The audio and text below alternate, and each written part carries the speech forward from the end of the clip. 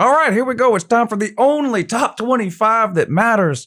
The Uncle Lou Top 25 Ranking, Week 4 edition. Let's go. Yeah, good morning, then. It's Uncle Lou here. Yeah, that's right. It's me, Uncle Lou. And guess what? I am live for you on LouTube today. Thanks for watching. I really appreciate it also, and in addition to that as well. Hey, subscribe to this channel if you're not already. Do you know I post college football videos almost every single day of the year? It's true. Some of them are even watchable. I even do some pointless call-in shows and live shows on this channel too, where we talk about college football in real time. Make sure you come and hang out. We have a great community here on LouTube. All right, I'm going to do it a little bit different than I've been doing it for years. Forever when I do these top 25s every week, I've been showing like 25 through 21, then 20 through 16, then 15 through 11, and then putting my top 10 up. And then I kind of go through and explain the top 10 and a few of the teams 11 through 25. I'm going to kind of throw that out the window, and instead of breaking it up into different portions of the top 25, I'm just going to put the entire top 25 up on the screen right now and let you take a look at it. Here it is. All right, now there's been a lot of shakeups within my top 25 from week to week this season, and that's not unusual here on this channel. I believe that the most changes, or the biggest amounts of change within a top 25 ranking, should be taking place early in the season, right?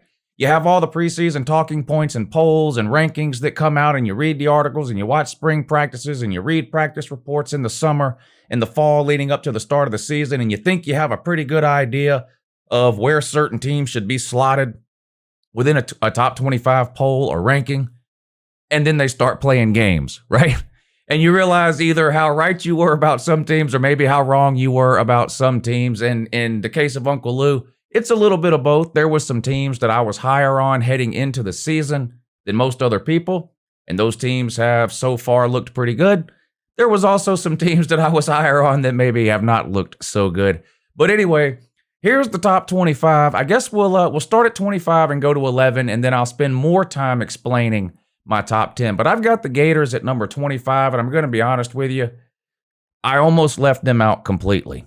Not a convincing win over Utah, but a win over Utah, a Utah team that I do think is a top 25 team. And Florida got the win at home on week 1. Anthony Richardson with a game-winning touchdown drive, and then the Florida defense coming up with an interception basically on the last play of the game in the end zone to hang on and beat Utah. But then they turn around and lose to Kentucky the following week, also at home. Now, again, no real shame in losing to Kentucky. I think Kentucky, as you can see from my ranking here, is a legitimate top 25 team. In fact, I've got them at number 10. But this past weekend against South Florida, the issues just keep showing up for Florida. Anthony Richardson just has not developed as a passer. I don't really know any other way to say it. I don't know any other conclusion you can come to. We saw him play quite a bit the second half of the season last year, even starting a few games. And he didn't look good last year. And so far this year, at least when it comes to throwing the ball, the same sorts of issues are cropping up. Poor decision-making, making throws that he's got no business trying to make, turnovers, interceptions continue to plague Anthony Richardson. So far through the first 3 weeks of the season, 4 interceptions for Anthony Richardson, 0 touchdown passes. There's no denying his talent, his ability. You watch him warm up, he looks like a Hall of Famer, right? And he's great with his legs and running the ball and things like that. But as far as throwing the football goes, last year and this year so far, just not very good. I've got Florida at 25, barely hanging on in my top 25. At number 24, I've got Miami. I was pretty high on Miami heading into the season. I had them within the top 15, I believe, in my preseason ranking. They looked good the first couple of weeks against lesser competition, and then they caught the loss this past weekend, of course, on the road against Texas A&M.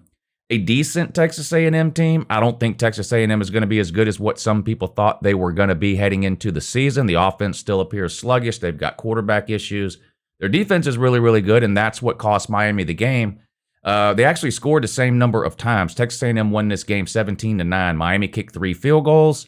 Texas A&M scored 2 touchdowns and kicked a field goal. So each team had 3 scoring drives, but Miami was not able to capitalize with touchdowns, and that's what cost them the game. 1 loss for Miami. I don't think this does anything to derail Miami's season in terms of what their expectations should have been heading into the season. I actually had Miami going 10-2 with losses to Texas A&M and later in the year at Clemson.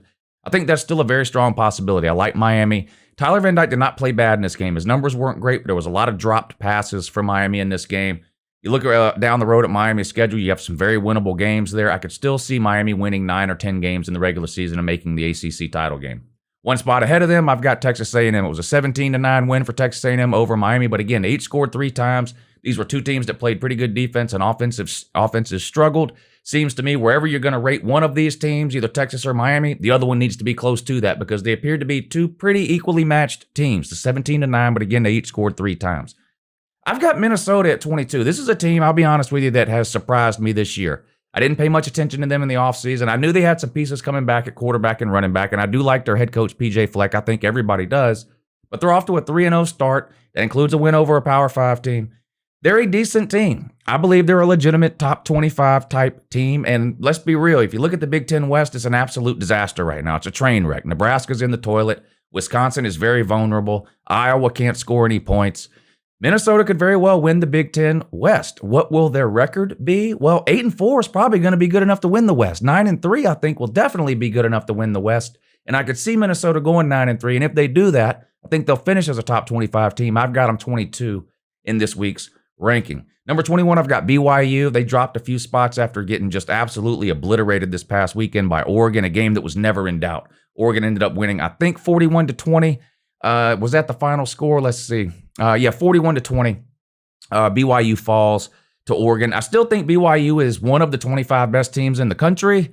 Depending on how you rank teams, and everybody does it differently, they may not finish the season ranked in the top 25. They've got a really, really tough schedule. They could catch 3 or 4 losses and end up falling out of the top 25 in most rankings, even though I believe they are one of the 25 best teams. Another team that I was extremely wrong on this offseason at number 20 is Washington. They're 3-0. They absolutely housed Michigan State this past weekend at home. Michigan State, same problems from last year, can't defend the pass to save their life. Washington had 400 yards passing, or almost 400 yards passing in this game with a leftover quarterback transfer from Indiana, a backup Indiana quarterback. Michael Penix Jr., I believe is his name. I've got Washington at 20, 3-0. I was extremely wrong about them. I questioned whether Washington would even be able to make a bowl game in the offseason. They're already halfway there at 3-0, and they might be the 3rd or 4th best team in the Pac-12. We'll see. I've got Baylor at 19. Now, I know BYU beat Baylor, but I still think Baylor's a better team than BYU, and that's why I have Baylor ranked ahead of BYU. The best team doesn't always win or lose. People are going to get mad about this ranking. I get it, and I thought about flip-flopping them. I just feel like overall Baylor's the better team. I've got Baylor at 19. I still think Baylor's got a legitimate shot to win the Big 12. At 18, I've got Wake Forest. Huge shot in the arm for Wake Forest to get Sam Hartman back here at the start of the season. An all-world quarterback for them last year. They put up 50, 60 points a game with him running the show last year. It looked like he may miss the entire season when the news broke late in the offseason. A non-football related health issue, right? Well, he's back. The offense is clicking on all cylinders. I believe they play Clemson this week. Do they play Clemson this week? Wake Forest plays Clemson this week, so we'll find out a lot more about Wake Forest this weekend against the Taters. Their defense was horrible last year. We're going to get a chance to see how much, if at all, it's improved this year. Wake Forest offense was great. Defense was terrible. They played Clemson last year, and Clemson ran away with it. And Clemson wasn't a very good team offensively last year, but Wake just couldn't slow them down. And Clemson does have a really good defense. We'll see how that goes, but I've got Wake at 18. I've got Texas at 17. They're another team I think that's really hard to rank. They have the really close home loss to Bama, which, as far as losses go, I guess is impressive, right? A 1-point home loss to Bama in a game really that Texas had plenty of opportunities to win. Quinn Ewers goes out in the first quarter. The backup comes in. He plays okay, but Texas just kept kicking field goals. And if you're going to pull off a big upset, especially against one of the elite teams like Alabama, you can't get down in the red zone or down close like that and keep kicking field goals over and over and expect to win the game. And that's what happened to Texas, the 1-point loss. This past weekend, again, quarterback questions heading into the week with some injuries. They were down early to UTSA, which is not a terrible group of 5 team. They're a pretty good team. Texas was able to not only come back and take the lead, but sort of run away with the thing in the second half and end up with a pretty convincing win. To be honest with you, I really can't tell if Texas is the 10th best team in the country or the 20th best team in the country. It's hard for me to tell right now. I do put a lot of stock in that game against Bama. They looked good. When will they get Quinn Ewers back? How many games, if any, will they drop before they get Quinn Ewers back, right? Because clearly they're going to be a better team with Quinn Ewers. I'm in kind of a wait-and-see mode right now with Texas. At number 16, I've got Oregon. Now, I had to hear all kinds of stuff after week 1 when Oregon got obliterated by Georgia 49-3 about how overrated they were. I think they were ranked 12th or 13th in the AP and the coaches ranking, somewhere in there. And all I heard for a week straight after that game was how, Georgia beat Oregon 49-3, but Oregon ain't no good. They were overrated. They're terrible. Oregon's not terrible. They might be the best team in the Pac-12. They might be the second best. They might be the third best. We'll see as the season goes along. Oregon's not a terrible team. They're a really good team. Losing to Georgia 49-3 does not make you a terrible team. Look at this top 25. How many of these teams do you think Georgia would beat by 30 or 40 points? A lot of them. There's a huge gap in college football right now between the top 2 or 3 teams every single year and everyone else. And all you have to do for confirmation of that opinion is look at the playoffs pretty much every year since we've had the playoffs. They're nothing but blowouts. Every single year we get blowouts in the playoffs. Well, if the playoff games, which involve the top 4 teams, are resulting in blowouts almost every single time, why is it so hard for you to believe that the number 1 team could blow out the number 12 team? Oregon could be a top 15 team. We'll see. They got Utah coming up later. Southern Cal is in the Pac-12. It's going to be an interesting Pac-12 race. There's no divisions out there anymore, so just top 2 records at the end of the regular season will face off in a Pac-12 title game. I think Oregon's a legitimate team. They absolutely, like I said, obliterated BYU this past weekend. Bo Nix had a great game throwing and running. Touchdowns all over the place. Shout out to the Ducks. Into the top 15 we go. I've got Ole Miss at 15. Destroyed Georgia Tech. Probably put the final nail in Jeff Collins' coaching coffin up in Atlanta with Georgia Tech. Just an absolute disaster of a team and a program Jeff Collins has put together up there in Atlanta. 3 seasons in a row, 3 wins a year. They'll be lucky to get to 3 wins this year. But Ole Miss was very impressive. And if you haven't watched any Ole Miss games, you might be surprised. They're not really throwing the ball. They definitely didn't throw the ball in this game against Georgia Tech. And they had over 60 rushing attempts. 60 in 2022. Ole Miss had over 60 rushing attempts in this game against Georgia Tech. And I can't blame them. Georgia Tech could do absolutely nothing to slow down the rushing game of Ole Miss this past weekend. Zach Evans is an absolute monster at running back with Ole Miss. They're still flip-flopping back and forth there between quarterbacks. And if Ole Miss wants to get where they want to go, which is competing to win the division there in the SEC West, they're going to have to find a quarterback that they trust and can rely on. You need 1 quarterback, not 2. We'll see what Lane Kiffin does with that. They've got Jackson Dart and Luke Altmaier there sort of rotating back and forth. At 14, I've got Utah, week 1 loss on the road at Florida, but they've rebounded the last 2 weeks with big wins. I think they're a legitimate top 15 team. Tennessee at 13. This is another team that I find interesting and a little bit hard to place, right? They did get a win on the road against Pitt. I'm impressed by that in that those are the games that Tennessee has been losing for 15 years straight. Games that they should win close, but find a way to lose at the end. That's been Tennessee's MO. Even going back to last season when they played Pitt, they should have beat Pitt last year, found a way to lose at the end. Should have beat Ole Miss last year, found a way to lose at the end. Should have beat Purdue last year, found a way to lose at the end. Well, they had every opportunity to lose this game. They were down 10-0 early, about to be 17-0. There was an interception against Pitt. Overtime, Tennessee wins. You know, they go out, they blow out Akron this past week. Tennessee's offense is amazing. That's not a surprise to anybody. I've been impressed so far with Tennessee's defense. We'll see. They got a big game coming up this weekend at home against Florida. They're a favorite in that game. I think they should win that game. They've clearly been the better team to this point in the season. But I've seen a lot of good Tennessee teams lose to lesser Florida teams in the last 20 years. I think Tennessee is 1-17 in the last 18 years against Florida. This is going to be the biggest home game for Tennessee in a long, long time. Tennessee needs to keep this momentum going. They play Florida. They got a game with LSU coming up. They got a game with Georgia coming up. They got a game with Alabama coming up. So they've got some tough games coming up. They've got to win the games they're supposed to win. This is a game, this year anyway, that Tennessee is supposed to win. They need to win it. I've got them at 13. If they beat Florida and then LSU, don't be surprised to see Tennessee in most people's top 10. At number 12, I've got NC State. This might be the team I have the most overranked. I'll be honest with you. I have not been overly impressed with NC State. However, I was high on them heading into the season. They haven't lost yet. They got a win this past weekend against previously undefeated Texas Tech. So I'm going to leave them at the 12-ish type spot. I may move them a spot or two here or there from week to week. But until they lose, I'm most likely going to leave them in my top 15 because I was so high on them heading into the season. So until I'm proved wrong by them losing, I've got NC State at number 12. I've got Arkansas at 11, and this is another team I thought about dropping a few spots this week. Very uninspired, unimpressive win this past weekend at home against Missouri State. Not Missouri of the SEC East, Missouri State. Arkansas trailed for the majority of this game. They did claw their way back, eventually winning in the end.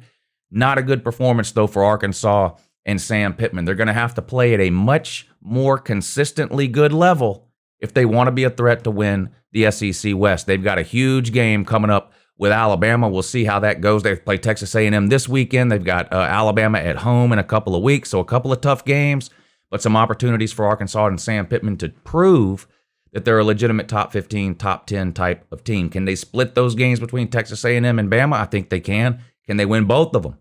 I think it's possible. Neutral site, Texas A&M, Bama at home. We'll see. I think Bama, really, really good.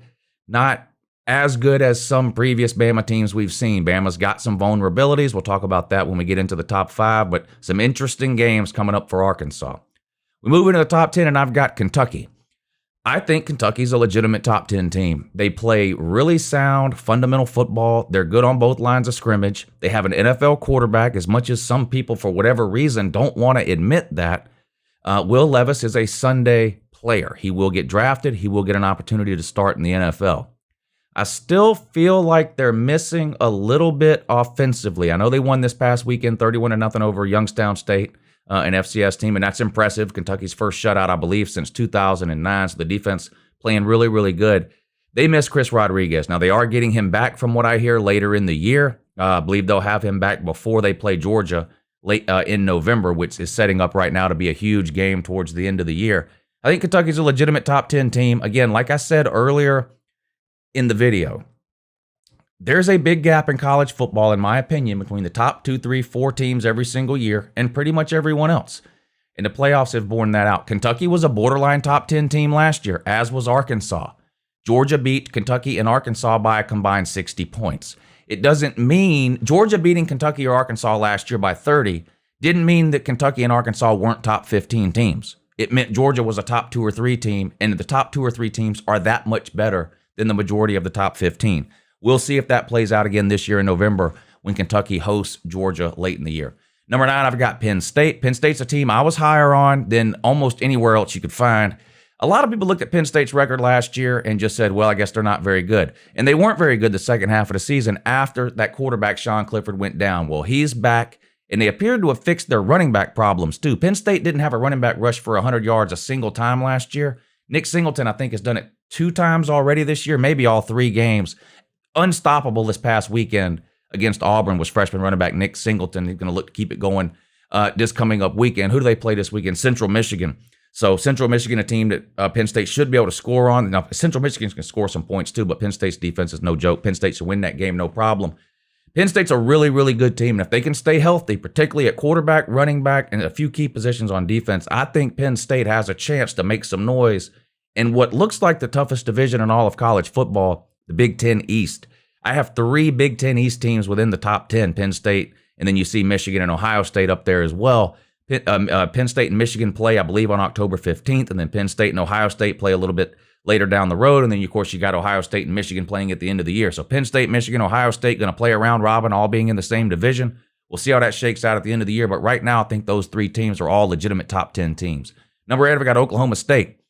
They gave up some points week 1, and I was a little concerned. They had Jim Knowles last year, a genius defensive coordinator. He left, took the defensive coordinator job at Ohio State, and the question was, can Oklahoma State be as good defensively this year as they were last year now that Jim Knowles is gone? And after week 1, it looked like the answer was no. However, I do think the defense has played better the last couple of weeks, and their offense, the offense looks unstoppable. I mean, Spencer Sanders is putting up video game numbers. They're moving up and down the field like the defense isn't even there. Now, they've got some tough games coming up, of course, against Oklahoma, Texas, Kansas State, Baylor. So the meat of their schedule is yet to come. The Big 12, very interesting this year. Oklahoma appears, I guess, right now to be the best team in the Big 12. I still really like Baylor. Texas, like I said, I think Texas could be the 10th best team. I think they could be the 25th best team. We're going to see what happens when Quinn Ewers comes back. But it's the Big 12, very, very interesting. I've got Oklahoma State at number 8. Gundy got them on a roll. At number 7, I've got Clemson. I almost had them lower. I almost put them at 9. I almost put Oklahoma State and Penn State ahead of Clemson. I almost basically swapped Penn State and Clemson. Something still appears to be off to me with Clemson's offense. Now, they've scored a decent amount of points the first few weeks of the season. Definitely a much better offensive performance from week to week than what we saw last year from Clemson. No doubt about it. Defensively, they've been really good. They haven't played as good as we were led to believe. They haven't played as good as I thought they would play. They're still really, really good. There's nothing wrong with Clemson's defense. I don't want this to come off the wrong way. Clemson's clearly got a top 5 defense in college football. But we were led to believe it may be one of the best front sevens of the last 10 or 15 years. And maybe it is. We're 3 weeks into the season. Clemson's defense has not been as dominant as I thought it would be. Still been really, really good. And the offense has been better, but not as good. The running game, Will Shipley's the best player on that team probably, offensively. The running back, a sophomore, I believe, true sophomore, running back Will Shipley. The quarterback, DJ Uiagalelei, otherwise known as the ukulele, DJ Uiagalelei.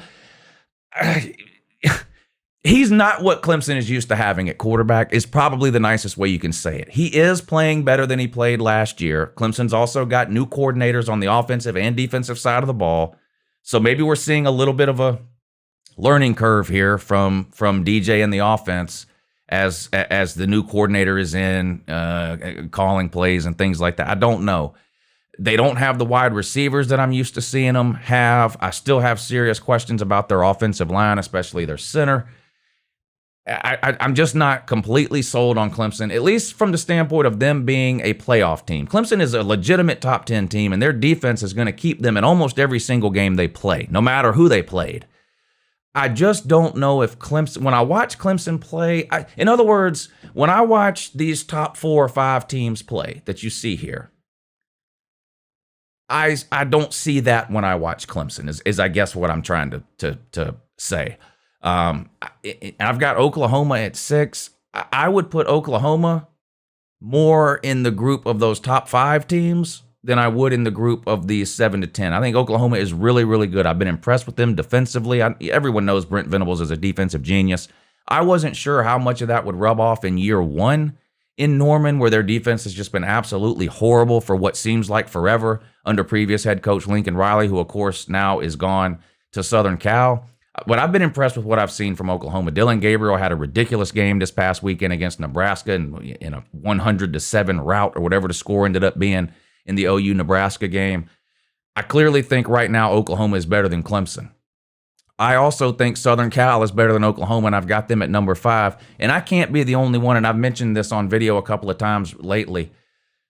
I want to see Southern Cal and Oklahoma play so bad, I can't stand it. The Oklahoma fans would not spit on Lincoln Riley if he was on fire.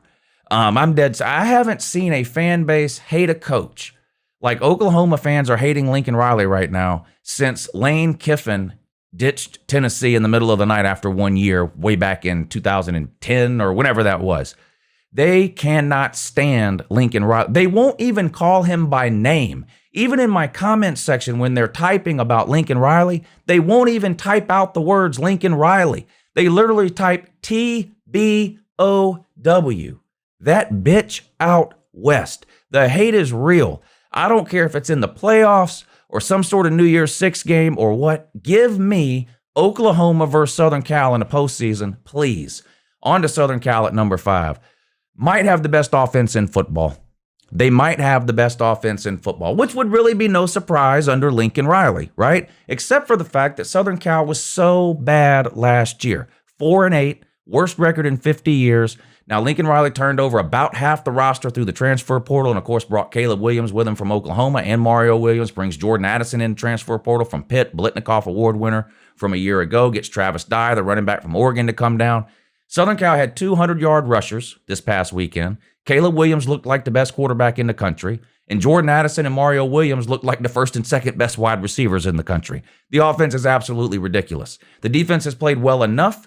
It's not great. They're not going to have a top 10, 15, or even 20 defense, but they're going to have a better defense than what Lincoln Riley had in Oklahoma, in my opinion. I think Southern Cal at this point in the year is a legitimate threat to make the college football playoff. They do play Utah later in the year on the road. They avoid Oregon in the regular season, I believe. They do play Utah. At this point, I would be surprised if Southern Cal wasn't playing in the Pac-12 title game. And then for my top 4, I've got Michigan at 4.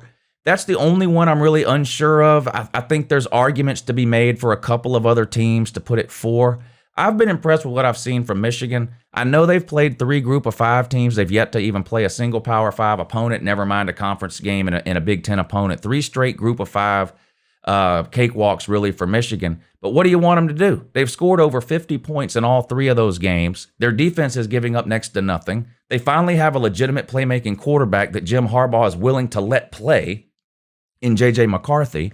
Blake Corum might be the best running back in the Big Ten, and that's saying something because you got Mo Ibrahim at Minnesota. You've got Travion Henderson at Ohio State. You've got Nick Singleton at Penn State.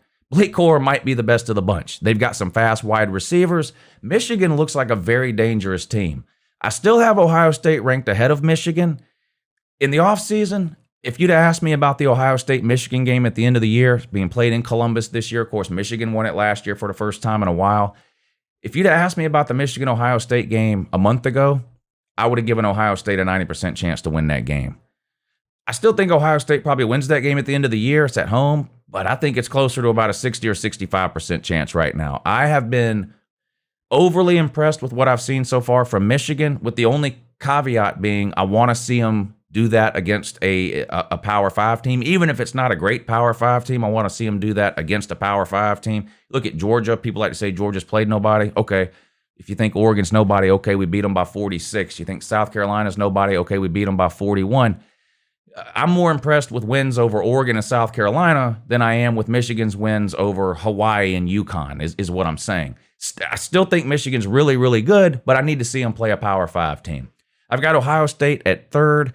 21-10 over Notre Dame is looking worse every single week, in my opinion. However, in the last 2 weeks, Ohio State's offense has looked more like what I thought the Ohio State offense was going to look like in the offseason. It's looked really, really good. C.J. Stroud, a legitimate Heisman Trophy candidate at quarterback. Travion Henderson, a little bit banged up. Keep an eye on that, an ankle issue. Not expected to miss a ton of time, but we'll see if he plays this week. And Ohio State's defense, with the addition of Jim Knowles at defensive coordinator, I think is paying dividends already. Clearly, Ohio State's defense so far in 2022 is better than what we saw in 2021. Ohio State's toughest tests are ahead. Penn State and Michigan, most notably. We'll see how they hold up over the course of the season. Alabama, to me right now, the number 2. I considered swapping 2 and 3. Alabama has shown some flaws, in my opinion. And I've heard from some Alabama fans that agree, so I'm not the only one. Alabama's offensive line, still shaky at best. Wide receivers, there is no Jamison Williams. There is no Mechie. They've got good wide receivers. They don't have 2 NFL first-round wide receivers like they're used to having several years here lately. Bryce Young is good. He's really good. He's defending Heisman winner from last year. Threw a couple of interceptions this past weekend in a rout of Louisiana Monroe.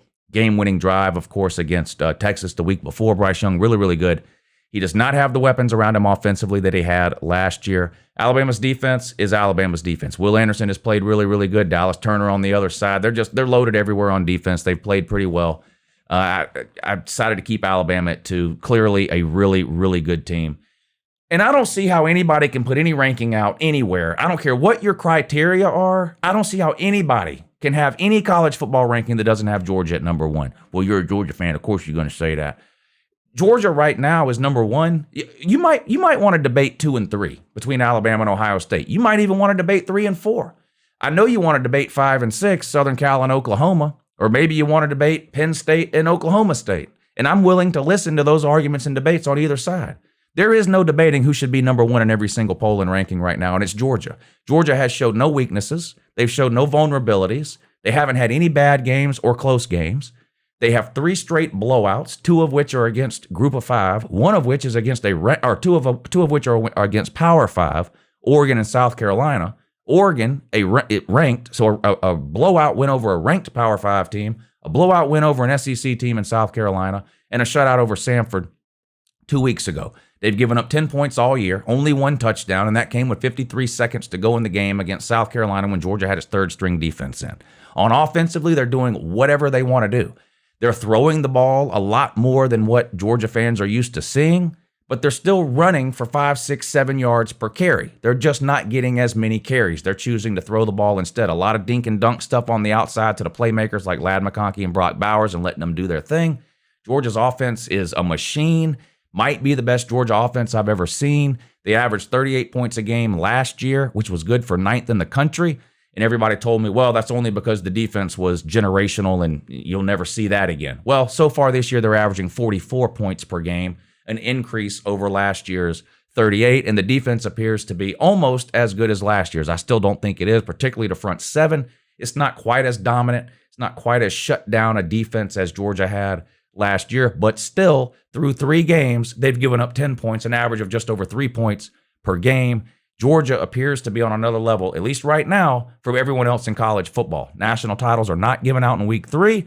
They're not given out in September, October, or November. But right now, Georgia is the best team in the country. There it is. That's Uncle Lou's Top 25. Let me know what you think down below. I appreciate you watching. Have a good morning.